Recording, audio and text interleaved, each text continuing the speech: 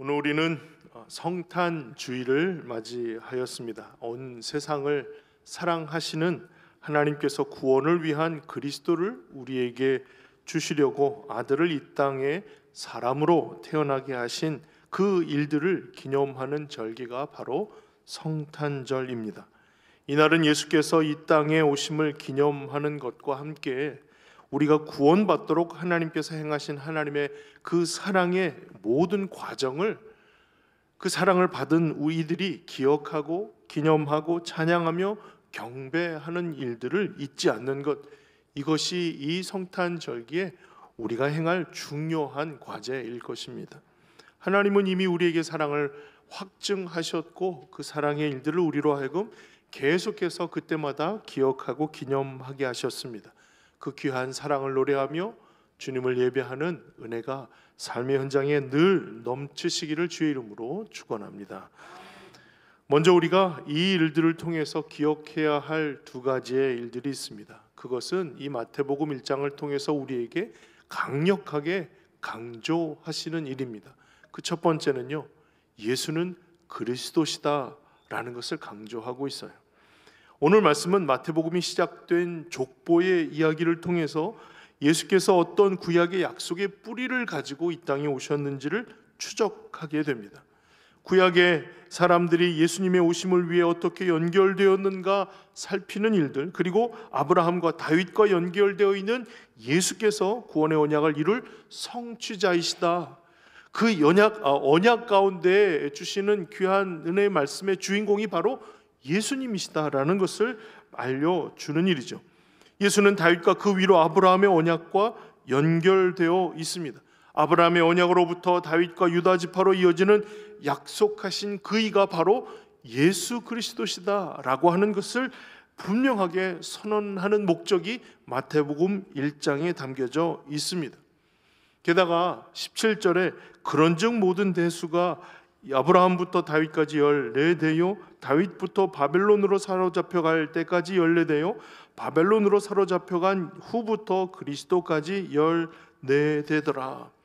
그 과정들이 아브라함으로부터 시작해서 예수 그리스도에 이르기까지의 모든 계보가 연결되어 있다라고 하는 것을 강조함으로 앞에 있는 계보를 결론짓고 있습니다. 그래서 등장하는 1절의 말씀에 다윗의 자손 예수 그리스도의 계보라고 밝히고 있어요. 이게 단지 예수의 계보다, 예수의 조상들의 추적해서 아브라함까지 간다라고 하는 것만이 아니라 예수는 그리스도시라는 것을 증명하기 위한 계보가 등장하게 되었다는 거예요. 뿐만이 아니라 18절에 예수 그리스도의 나심은 이러하니라 고 해서 예수님의 탄생 사건을 통해서 예수님이 그리스도이심을 분명하게 드러내는 일들이 일어났다라고 하는 거예요. 그러니 마태복음 1장은 분명하게 이것을 강조하고 있습니다. 예수는 그리스도시다. 예수는 그리스도시다. 이 구약의 언약 계보를 통해서 분명히 그것을 확인할 수 있다라고 얘기하는 것과 특별한 탄생의 이야기와 또 약속된 그 이름을 통해서 우리는 분명 예수께서 그리스도이심을 분명하게 고백할 수 있다라고 1장을 시작하게 되었다는 거예요. 유대인의 대망하던 그 이름이 바로 메시아 곧 그리스도이십니다. 그 이름은 바로 우리를 구원하신 구원자인데요, 구원에 관련해서 유명한 이름이 바로 예수라는 이름이에요. 구약의 여호수아 혹은 호세아 혹은 아시아 이런 여러 구원에 대한 주님의 이름이 불려졌습니다. 여호와는 구원자이시다라는 말이에요. 여호와는 구원자이시다. 이 예수라고 하는 이름의 뜻이에요. 그게 얼마나 구원자를 대망하는 유대인들 중에서는 하나님이 구원자 되심을 기대하고 또 그것을 대망하는 마음들이 가득했겠어요. 그래서 자기의 아들에게 태어나면 이름을 예수, 호세아 혹은 여호수아라고 이름을 짓는 일들이 빈번하였다는 것이죠. 그러니까 하나님의 구원이 특별한 그 매력적인 단어인데요, 그 단어가 많은 아이들에게 이름이 되었다는 것은 그 이름이 일반적인 이름이 되었다 평범했던 이름이 되었다라고 말할 수가 있겠습니다. 평범했던 이름으로 태어난 예수께서 바로 구약의 선지자들이 예언했던 바로 그분임을 증명하는 것이 마태복음 1장에서 하고자 하는 일이었어요. 그 마태복음이 시작되어서 예수님에 대한 모든 일들은 이제 어떻게 전개될 것인가를 추측할 수 있는가 하면 구약에 예언되었던 그 내용이 바로 이렇게 성취되었어요. 여기서 이렇게 성취되었어요 라고 하는 것으로 계속해서 그 성취된 이야기들을 이어가게 될 것이라 우리는 충분히 그 내용들을 예상할 수가 있을 것입니다. 그 예상대로 마태복음에는 특별히 구약에 등장하는 예언들이 신약에 어떻게 예수 그리스도를 통해서 성취되었는지 그것을 굉장히 많이 다른 복음서들과는 비교가 안 될 정도로 월등히 많은 숫자가 예수를 통해서 분명히 성취된 구약의 메시지임을 분명하게 이야기하고 있습니다. 그 예수, 그 이름은 우리를 구원하시기 위해 하나님께서 구원의 이름으로 우리에게 주신 이름입니다. 사도행전 4장 12절에 다른 이로서는 구원을 받을 수 없나니 천하 사람 중에 구원을 받을 만한 다른 이름을 우리에게 주신 일이 없음이라 하였더라. 그러니까 예수라는 그 이름은 단지 구원자를 대망하는 이스라엘 백성들이 그냥 자기 자손들에게 흔히 지어줬던 이름으로만이 아니라 우리를 사랑하시는 하나님의 그 사랑으로 모든 이들을 구원하시기 위한 하나님의 사랑이 담겨진 유일한 구원자의 이름이라는 거예요. 그러니 오늘 우리가 이 이름 앞에 되었을 때 그 이름이 우리를 구원하시는 구원자의 이름으로 기억하는 것, 그리고 구원자이신 예수 그리스도를 나의 구주로 영접하는 것, 나의 구주이신 주님이 우리의 모든 삶에 함께 하심을 기억하고 그 하나님께 의지하며 기도하는 것, 이것이 오늘 성탄절을 맞이한 우리들에게 주어지신 중요한 메시지이고 교훈이라는 거예요. 예수의 이름을 구원을 베푸시는 하나님의 능력이자 유일한 이름으로 우리에게 주셨어요. 그 이름으로 오신 이가 우리의 인생의 모든 생사호락을 경험하시고 모든 인생의 약함을 아시죠. 히브리서 4장 15절에 우리에게 있는 대제사장은 우리의 연약함을 동정하지 못하실 리가 아니요 모든 일에 우리와 똑같이 시험을 받으신 이로되 죄는 없으시니라. 죄 없으신 예수께서 그 약함 때문에 때로는 하나님의 그 구원의 신앙에서 떨어지거나 탈락하거나 제외되는 일들이 있지 아니하도록 그 대제사장 예수 그리스도께서 우리의 약함을 아시고 약함 때문에 떨어지지 않도록 끝까지 붙드신다는 겁니다. 이것을 지난 우리가 한 해 동안 웨스트민스터 신앙 고백서를 우리가 같이 다뤄가면서 성도의 견인이라는 주제를 가지고 함께 나누었던 기억이 있을 겁니다. 성도의 견인, 하나님께서 성도들을 끝까지 이끌어 가신다는 거예요. 포기하지 않고 탈락도 없고 그 가운데 주시는 하나님의 선택한 주님의 사람들은 끝까지 책임지신다라고 하는 것이 성도의 견인이에요. 여기에 관련된 말씀들이 요한복음 10장 28, 29절이에요. 내가 그들에게 영생을 주노니 영원히 멸망하지 아니할 것이요 또 그들을 내 손에서 빼앗을 자가 없느니라. 그들을 주신 내 아버지는 만물보다 크심에 아무도 아버지 손에서 빼앗을 수 없느니라. 하나님께서 선택한 주님의 사람들을 결코 놓치지 않는다는 거예요. 누구도 그 아버지의 손에서 빼앗을 자가 없고 그 아들의 손에서 빼앗을 자가 없다는 겁니다. 영생이 이미 그들에게 주어졌고 영원히 멸망하지 않을 길을 주님이 끝까지 이끌어 가신다는 거예요. 그 앞서 요한복음 6장에도 39, 40절에 나를 보내신 이의 뜻은 내게 주신 자 중에 내가 하나도 잃어버리지 아니하고 마지막 날에 다시 살리는 이것이니라. 내 아버지의 뜻은 아들을 보고 믿는 자마다 영생을 얻는 이것이니 마지막 날에 내가 이를 다시 살리리라 하시니라. 아멘. 하나님의 뜻은 한 영혼도 잃지 않는 일이에요. 그러니 아들을 보고 믿는 자마다 영생을 얻게 하는 구원의 은혜를 허락해 주시고 그 믿고 의지하는 영혼들을 끝까지 포기치 아니하시고 이끌어 가실 것을 분명하게 선언하였다는 겁니다. 이게 마태복음이 시작되면서 예수는 그리스도시라는 신앙의 선포는 단지 한 아기의 탄생에서 머무는 것이 아니라 이것이 모든 구원을 끝까지 붙드시는 하나님의 뜻, 그리고 그 뜻을 이루시는 아들 예수 그리스도의 역사가 이와 같음을 고백하고 이와 같다라고 선언하는 것에 중요한 목적이 있는 것이죠. 그래서 예수께서 구약의 믿음의 계보를 따라 예언한 대로 오셨음을 분명하게 선언하는 것입니다. 그래서 오늘 우리는 어떤 마음이어야 하는가? 예수께서 이 땅에 약속하신 대로 오신 그리스도, 나의 구주이심을 기억하는 것, 그리고 말씀을 이루신 하나님의 계획이 예수 그리스도를 통해 성취되었다는 사실을 분명하게 고백하는 일입니다. 이것이 오늘 우리가 분명하게 고백해야 할 내용이에요. 주님이 우리를 사랑하셔서 하나님의 계획하신 대로 한 영혼도 잃지 않도록 주님의 손에 붙들린 귀한 영혼 예수 그리스도를 통해서 이 땅에 우리를 구원할 구원자를 보내어 주시고 그를 믿는 자마다 멸망치 않고 영생을 얻게 하시는 하나님의 계획이 이루어졌다라고 하는 그 성취의 증거가 바로 아기 예수의 탄생이라는 거예요. 그러니 사랑하는 성도 여러분, 저를 따라서 함께 고백해 주시면 좋겠습니다. 예수는 성경에서 예언하신 대로 하나님께서 우리를 구원하시기 위해 이 땅에 오신 그리스도이십니다. 아멘. 예수님이 어떤 분이실까요?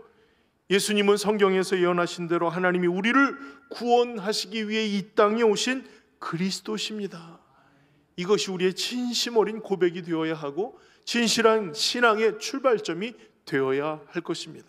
사랑하는 성도 여러분, 주님이 우리를 사랑하셔서 말씀을 주셨고 그 말씀대로 예수님께서 이 땅에 오셔서 우리를 구원할 구원자가 이 땅에 오셨음을 분명하게 기억하게 하시고 영접함으로 믿고 의지하는 이들에게 주시는 영생의 기쁨과 감격을 누리도록 그 은혜 속에 거하도록 이끌어 주셨다면 오늘 이 시간 우리의 고백 속에는 그 구원자이신 예수 그리스도께서 내 마음 중심에 오시기를 간절히 소망합니다.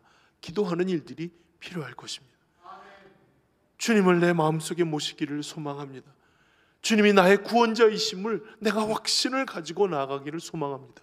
기대하면서 주님을 구하는 일들이 오늘 우리의 중요한 기도와 선포의 제목이 될 수 있기를 주님의 이름으로 축복을 드립니다. 그렇다면 예수께서 그리스도이심을 고백하는 것, 그 이후에 그럼 우리는 그 고백을 함께 고백하는 우리들은 어떻게 주의 말씀에 순종함으로 나가야 할까? 우리는 그 믿음의 고백과 함께 어떻게 한 걸음 더 전진할 수 있을까를 살펴보아야 하겠습니다. 23절에 보라 처녀가 잉태하여 아들을 낳을 것이요 그 이름은 임마누엘이라 하리라 하셨으니 이를 번역한즉 하나님이 우리와 함께 계시다 함이라. 하나님이 우리와 함께 계시다 함이라. 이 인용된 말씀은요 이사야 7장 14절의 말씀이에요. 이사야 7장 14절에는 임마누엘이라 하리라까지 기록이 되어 있고 이 글을 기록한 마태는 그 해석을 뒤에 달았어요. 하셨으니 이를 번역한즉 하나님이 우리와 함께 계시다라는 말씀이라는 거예요. 그러니까 여러분 이걸 잘 보셔야 돼요. 이사야가 선포할 당시 이 7장 14절의 시대에 이사야를 통해서 하나님께서 그 시대의 백성들에게 듣도록 이 말씀이 선포되었어요. 그래서 처녀가 잉태하여 아들을 낳을 것이요 그 이름은 임마누엘이라 하리라 라고 하는 그 시대의 상황과 그 시대에 해석될 그런 하나님의 약속이 담겨져 있는 말씀이 이후의 세대, 그러니까 예수님의 아버지 요셉에게는 분명하게 이 말씀이, 또 마태를 통해서는 이 말씀이 어떻게 해석되었는가, 어떻게 그것을 받게 되었는가 라고 하는 것은 바로 이것이 예수의 어머니 마리아에게 해당되는 말씀이라고 받은 거예요. 이 말씀이 이 사람에게 적용되는 말씀이로구나 라고 받은 거예요.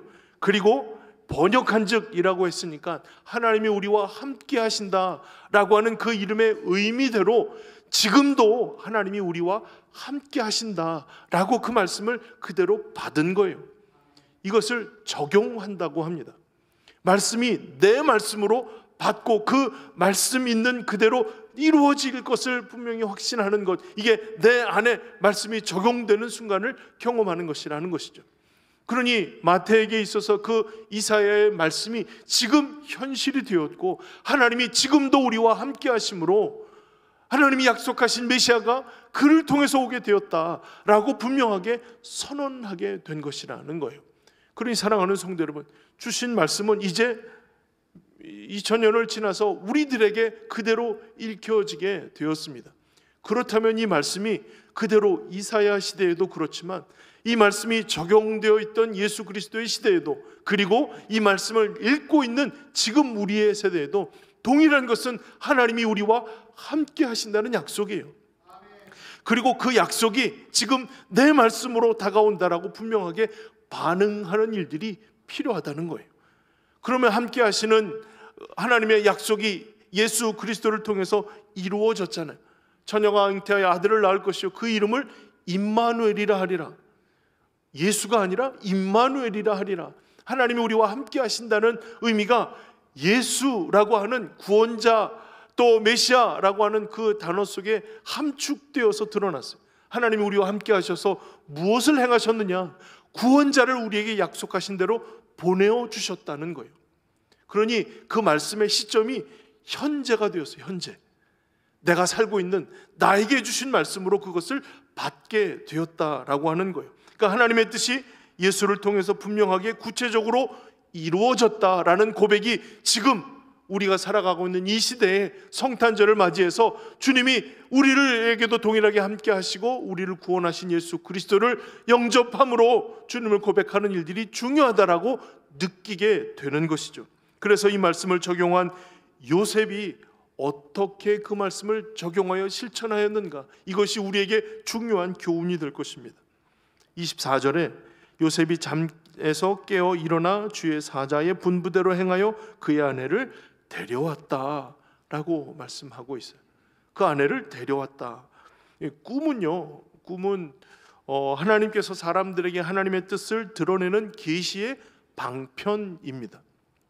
물론 성경이 다 완성된 이후에는 계시는 성경의 말씀을 통해서 우리들에게 하나님의 뜻을 계시하시지만 당시의 꿈이라고 하면 하나님의 계시의 도구였습니다. 이 말씀을 나에게 이루시는 하나님의 뜻으로 믿고 순종한다, 이거는요 쉽지 않은 일입니다.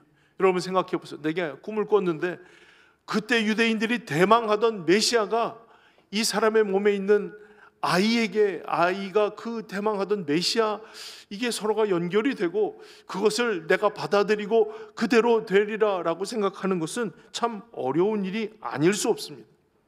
요셉에게는 쉽지 않은 일이지만 그 말씀을 받았어요.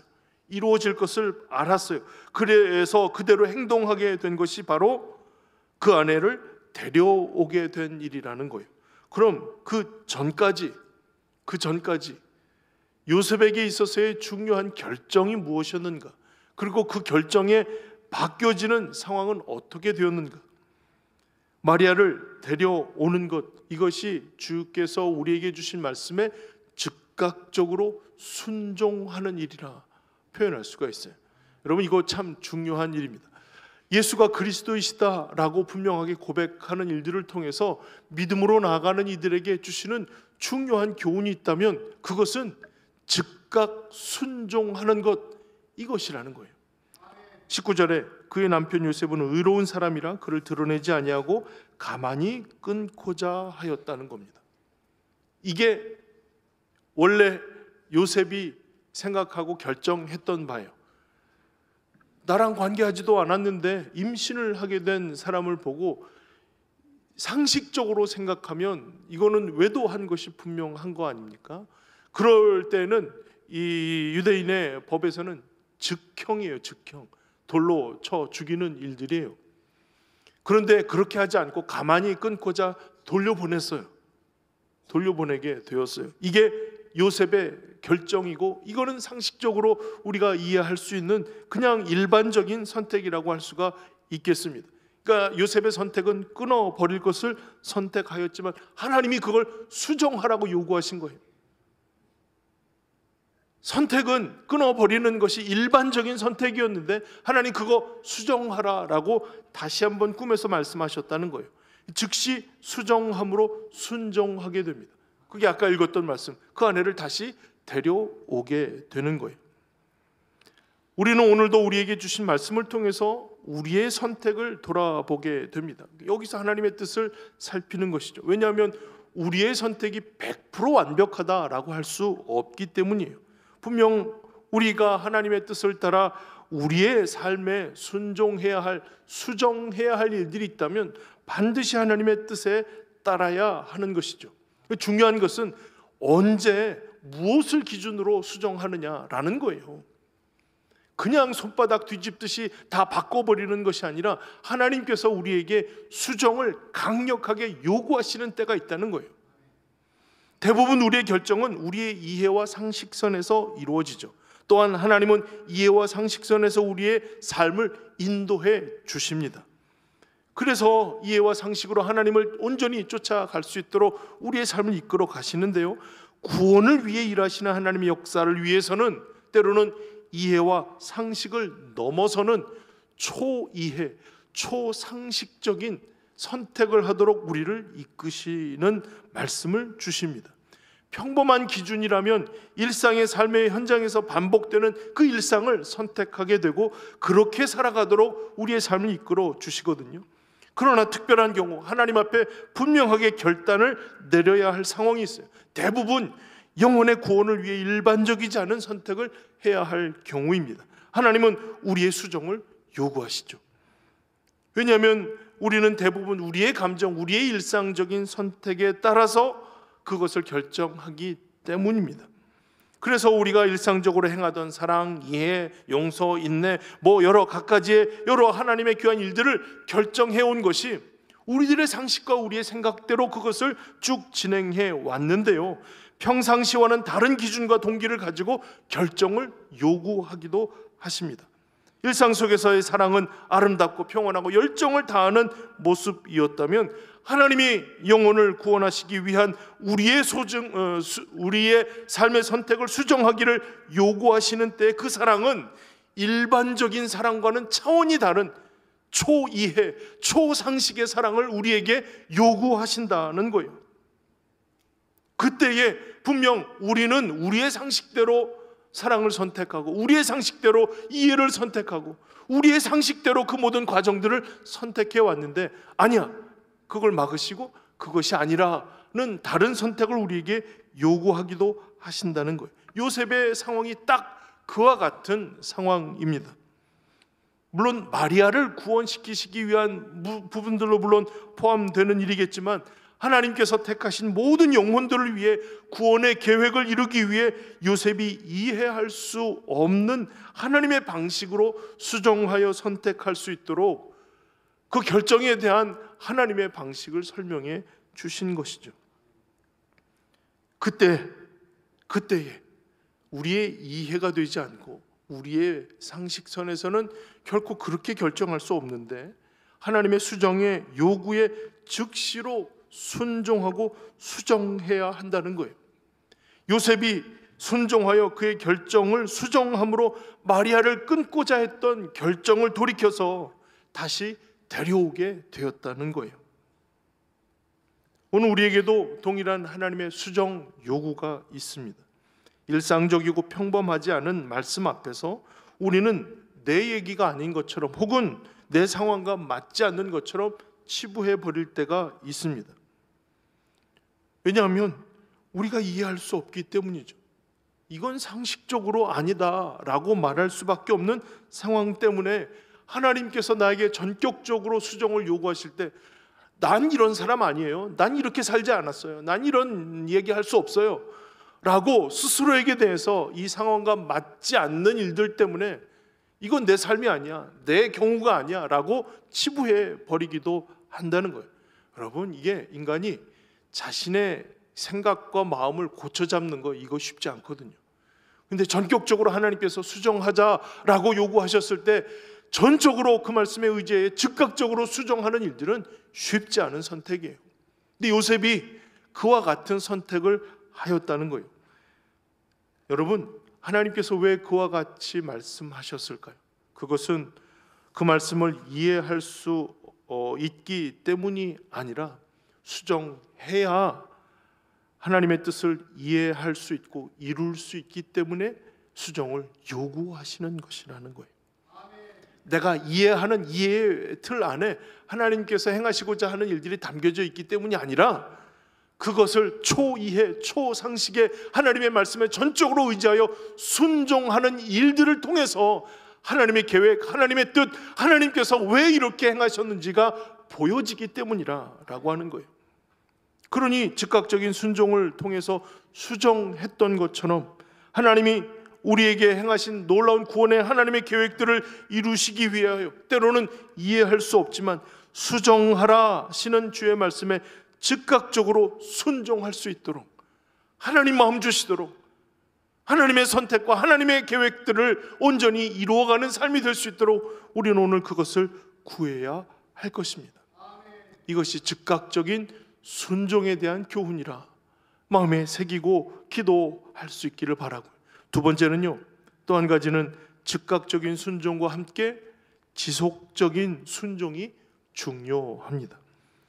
즉각적인 순종이면 하나의 중요한 선택의 결과가 분명하게 드러나는 일이기 텐데요, 지속적인 순종은 그 말씀이 이루기까지 그 마음을 이어가야 하는 쉽지 않은, 이 또한 더 쉽지 않은 과정이라고 설명드릴 수가 있겠습니다. 그것이 25절에 아들을 낳기까지 동침하지 아니하더니 나음의 이름을 예수라 하니라. 말씀이 우리에게 지향하여 바꾸도록 수정하도록 말씀하시는 부분들이 있어요. 그래서 즉각적으로 마리아를 데리고 왔어요. 그런데 사실 동침하지 않았다, 이게 무슨 의미가 있을까요? 동침하지 않았다, 이게 무슨 의미가 있을까요? 이게 다른 사람들이 부부의 속사정을 어떻게 알 수가 있어요? 어떻게 알 수가 있어요? 나는 그러지 않았어요 라고 얘기한들 이게 무슨 의미가 되고 또 누가 그것을 이해하고 믿어줄 수가 있는 이야기가 될까요? 그냥 결혼하면 일상적으로 자녀들이 생기고 뭐 이와 같은 일들을 통해서 자연스럽게 이렇게 됐다라고 느끼지, 굳이 그것을 가지고 동침하지 않았어요, 뭐 어떻게 했어요, 이야기하는 것이 무슨 의미가 있을까요? 하든 안 하든 달라지는 것이 무엇이 있습니까? 처녀의 몸에서 나왔다는 것이 사실 아무도 알 수 없는 일이고 부부가 되었다면 이 모든 상황들을 설명하기가 쉽지 않은 일이기 때문입니다. 그런데 낳기까지 동침하지 않았다라고 하는 것이 순종의 측면으로 보면 이게 굳이 뭐 그렇게까지 할 일인가? 라고 생각될 수도 있는 상황이라는 거예요. 그런데 요셉은 낳기까지 동침하지 않았고 아들을 낳고 이름을 예수라고 하였어요. 이것은 21절의 말씀을 그대로 이룬 것이죠. 아들을 낳으리니 이름을 예수라 하라. 이는 그가 자기 백성을 그들의 죄에서 구원할 자이심이라 하니라. 대망하던 메시아 구원자가 오게 될 것이고 그 이름을 예수라 이름 지어야 하기까지 요셉은 결단한 것이죠. 그와 같은 처음에 가졌던 그 놀랍지만 그 마음을 받고 의지하기를 결단했던 그 마음 상태를 유지하기로 결정하게 된 것입니다. 때로는 초이해, 초상식 결정을 요구하실 때 그 말씀대로 순종하며 나아가는 일들은 종종 있습니다. 야, 어떻게 그런 결정을 하지? 어떻게 그렇게 생각을 할 수 있지? 라고 생각하는 그와 같은 일들이 종종 일어날 수 있지만 그 뜻이 이루어질 것을 주시하며 기다리는 것은 사실 쉽지가 않습니다. 이게 굳이 남이 알아주는 것도 아니고 알 수도 없는 내 묵상의 결과, 내 순종의 결과이기에 이거에 드러나는 일들도 아니고 굳이 여기에 최선을 다하지 않아도 처음 그 이벤트가 우리에게는 중요한 의미가 되는 것이죠. 끊어버리지 않고 돌이켜서 수정하였다는 그 자체가 아주 중요한 일이 되는 거예요. 그러니 그 이후에 지속하는 일들에는 최선을 다하지 않아도 된다는 생각들이 그 마음에 일부 들어오게 되는 거예요. 데려왔으면 되는 거 아닙니까? 내가 결정하고 나 원래 그런 선택하는 사람 아닌데 하나님 말씀대로 순종하며 돌이킨 것, 이거면 되는 거 아닙니까? 라고 생각하고 거기에 멈추기도 한다는 거예요. 여러분, 지속적인 순종이라, 지속은요, 이루기까지 처음 마음과 같은 것을 의미하는 거예요. 처음 마음과 같은 것, 그 마음이 끝까지 유지되는 것, 이거 참 어려운 과제잖아요. 결코 우리가 쉽게 생각할 수 있는 일들은 아닙니다만은 이 요셉의 결정과 그 결정이 끝까지 이어지고 있는 것을 통해서 우리에게 이와 같이 교훈하고 분명하게 알려주시는 것은 즉각적인 순종도 중요하겠지만 지속하는 순종도 중요하다라고 알려주시는 일이에요. 이게 누가 알든 알지 못하든 내 결심, 내 묵상, 내가 결단한 결과이기에 더욱더 하나님 앞에서 우리의 첫 마음, 첫 믿음, 첫 사랑들을 유지해 가는 일들은 참으로 중요한 일이라는 겁니다. 사랑하는 성도 여러분, 그 순종이, 그 마음이 한결 같게 되기를 주의 이름으로 축원합니다. 이게 이제 2024년도 마지막 즈음에서 선포되는 말씀이라 한 해를 돌아보면 부끄럽게 여겨지는 부분들도 있으실 거예요. 그러니까 이제 우리가 새해를 준비하면서 다시 결단하는 것이죠. 그래, 새해에는 끝까지 그 마음 잘 유지해야지. 어차피 베린 한 해 그냥 이대로 가고 내년부터 잘해야지라고 하지 마시고 그 첫 마음과 생각들, 그 감격과 기쁨의 순간들을 다시 시작하고 다시 출발할 기회로 삼으셨으면 좋겠습니다. 사랑하는 성도 여러분, 예수님의 오심은 우리를 구원하시려는 하나님의 뜻이 성취된 시작입니다. 그 뜻이 죽으심과 부활하실 때까지 계속 이어가게 될 거예요. 그때까지 하나님의 약속을 지키시는 성실하심으로 우리의 삶에 지속한 하나님의 사랑을 나타내어 주셨어요. 이게 하나님의 사랑이다. 하나의 탄생으로 그쳐진 것이 아니라 죽으심과 부활로 다 마무리된 것이 아니라 지속적으로 지금까지도 우리와 함께 하셔서 하나님의 그 지속하시는 사랑을 우리에게 나타내어 주셨어요. 이것이 우리의 지속 가능한 순종의 본이 됩니다. 주님이 지금도 그 사랑을 지속하시듯이 우리도 하나님에 대한 사랑, 하나님에 대한 마음의 순종을 이와 같이 이어가도록 마음의 결단을 내리고 주님을 구하는 일들을 이어가야 할 것입니다. 그래서 그 지속한 순종, 지속 가능한 믿음과 순종을 허락해 달라고 그 마음 주시기를, 주님의 마음 본보다 주님께서 주시는 그 귀한 본을 온전히 쫓는 삶이 될 수 있기를 위해서 기도해야 할 것입니다. 말씀을 맺겠습니다. 예수는 그리스도, 우리의 유일한 구원자이십니다. 지금도 나에게 예수님은 우리를 구원한, 나를 구원하신 유일한 이름입니다. 약속의 말씀대로 우리를 끝까지 포기치 아니하시고 구원하심을 이루시는 주님께 이와 같은 확신의 선언, 확신의 고백, 내가 주님을 영접함으로 구원자이신 예수 그리스도를 고백하며 그 은혜를 찬송하는 믿음의 삶을 선언할 수 있기를 주의 이름으로 축원합니다. 때로는 약속의 말씀을 주셔서 우리로 하여금 수정하고 그 순종을 지속하게 하심으로 열매를 얻기까지 우리의 삶을 이끌어 가시는 하나님의 은혜를 감사함으로 온전히 주님 믿음으로 따라가겠습니다 결단하며 다짐함으로 주의 길 걷는 주님의 성도들 되시기를 주의 이름으로 축원합니다.